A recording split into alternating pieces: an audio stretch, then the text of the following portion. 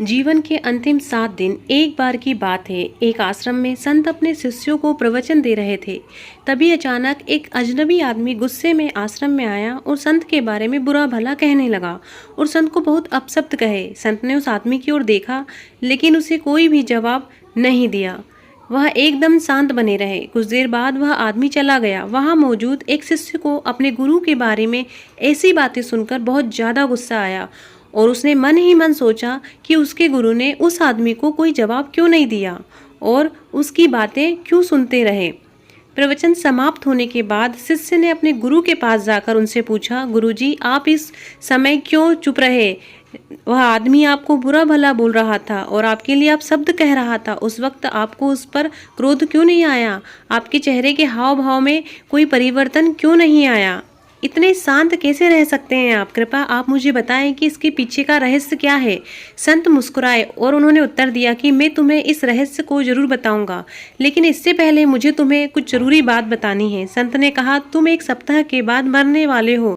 वह एकदम दंग रह गया, मानो उसके पैरों के नीचे जमीन खसक गई। वो इस बात पर कभी विश्वास नहीं करता अगर ये शब्द किसी और के होते, लेकिन ये शब्द उसके अपने गुरुजी जिन पर वह पूरा विश्वास करता उनके थे। इसीलिए उसे लगा कि यह सच है। अब मेरे जीवन के सिर्फ 7 दिन ही शेष रह गए हैं। शिष्य बेहद उदास हो गया। उसे कुछ समझ नहीं आ रहा था, लेकिन फिर भी उसने अपने आप को स्थिर किया और शांत रहकर मनन किया और अपने जीवन के उन अंतिम 7 दिनों को पूरी तरह से जीने का संकल्प लिया और अपने गुरु के आशीर्वाद से आश्रम छोड़ दिया। वह सोचने लगा कि मैं अपने जीवन के अंतिम 7 दिनों का अधिकतम लाभ कैसे उठाऊं। पर्याप्त चिंतन के बाद उसने आखिरकार शेष 7 दिनों को अपने गुरुजी की शिक्षाओं का पूर्ण रूप से पालन करने और विनम्रता, प्रेम और ईश्वर के प्रति समर्पण के साथ जीने का निर्णय लिया और उसी क्षण से उसका स्वभाव बिल्कुल बदल गया था। वह अपना अधिकांश समय भगवान का ध्यान और स्मरण करने में व्यतीत करने लगा। उसने अपने पापों का प्रायश्चित किया, उन सभी लोगों से क्षमा मांगी जिनसे उसका जाने अनजाने में मनमुटाव हो गया था या जिन्हें उसने जाने अनजाने में कष्ट पहुंचाया था।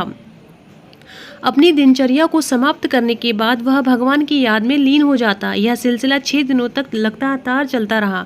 7वें दिन शिष्य को अपने अंत से पहले अपने गुरु को देखने की और उनसे मिलने की तड़प महसूस हुई। वह अपने गुरु से मिलने गया। गुरु के चरण स्पर्श करते समय उसके चेहरे पर संतुष्टि के भाव थे। वह कहने लगा, मैं अंतिम समय आपके चरणों में बिताना चाहता हूँ, आप मुझे आशीर्वाद दीजिए। संत ने कहा, मेरा आशीर्वाद हमेशा तुम्हारे साथ है, तुम दीर्घ आयु और स्वस्थ जीवन जियोगे। शिष्य अपने गुरु के मुख से ऐसा आशीर्वाद सुनकर हैरान रह गया। विशेषकर उसके बाद उसने यह सोच लिया था कि मेरा अंतिम समय अब करीब आ गया है। अपने शिष्य को आशीर्वाद देने के बाद गुरु ने पूछा, तो बताओ पिछले 7 दिन कैसे रहे? क्या तुम लोगों से पहले की तरह नाराज थे या तुम्हें किसी पर गुस्सा आया? हाथ जोड़कर शिष्य ने उत्तर दिया, नहीं, बिल्कुल नहीं गुरुजी, मेरे पास जीने के लिए केवल 7 दिन थे। मैं इस तरह के गलत व्यवहार से इन दिनों को कैसे बर्बाद कर सकता था? इसके बजाय मैंने अपना समय सभी लोगों के साथ पूरे दिल से और प्यार के साथ बिताया। दिल से उन सबसे माफ़ी भी मांगी जिन्हें मैंने कभी दुख पहुंचाया। इस पर गुरु ने मुस्कुराते हुए कहा, देखो, जिस रहस्य को तुम मुझसे जानना चाहते थे उस रहस्य को तुमने जान भी लिया और अनुभव भी कर लिया। जब मुझे पता है कि मेरा समय अंतिम है तो मैं इस समय को, अपना कीमती समय, किसी के प्रति दुर्भावना रखने में क्यों बर्बाद करूं या किसी पर क्रोध करके अपना समय क्यों बर्बाद करूं। इसके बजाय मैं सभी के लिए अपना दिल खोलकर अपने समय का सदुपयोग का प्रयास करता हूं। पछतावे, झुंझलाहट, लड़ाई झगड़े, तर्क वितर्क में बर्बाद करने के लिए जीवन तो बहुत ही ज़्यादा छोटा है। यह जीवन क्षमा करने और आगे बढ़ने के बारे में है। जीवन का वास्तविक उद्देश्य खुशी है। जीवन के इस रहस्य की गहराई को जब कोई सही मायने में समझ लेता है तो वह किसी भी स्थिति में शांत रहता है। यही वास्तव में विवेक है। जीवन का हर पल ऐसे जियो जैसे कि अगला पल आखिरी है। शिष्य को तुरंत समझ आ गया कि गुरु की यह पूरी योजना किस बारे में थी और उस दिन से उसने शिष्य शांतिपूर्ण और प्रेममय जीवन जीने का गहरा रहस्य अपने गुरु से जान लिया था। घृणा को ही हटा दो, विश्व में प्रेम ही प्रेम नजर आएगा। दोस्तों, आपको ये कहानी कैसी लगी हमें कमेंट करके जरूर बताइए।